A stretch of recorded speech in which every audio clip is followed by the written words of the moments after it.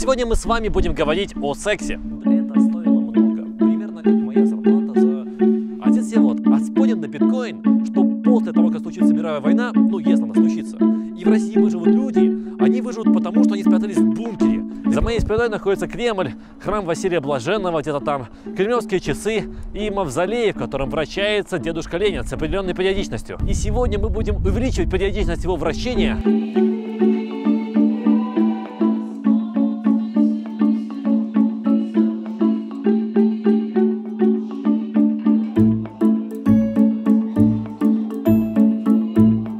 Что реализовать себя, вот, скажем, вот просто в общении с бабушками-прихожанками, сидя в деревне, ну, наверное, у меня вряд ли получится, я человек немножко другого склада, вот, поэтому пришлось искать выход, вот, и выход нашелся в YouTube. Та-дам! С вами батюшка, который отвечает за все. Я понимаю, что я, скорее всего, никогда не стану священником, блогером, миллионником. Вот.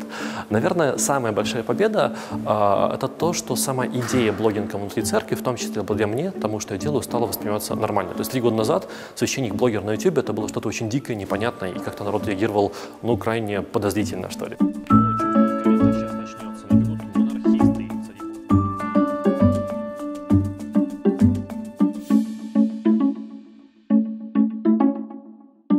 Все что угодно, есть тролли, есть хейтеры, ну это нормально, да, то есть приходит тролль, вот просто чтобы написать кучу комментариев, вот, то есть здесь ничего странного нету.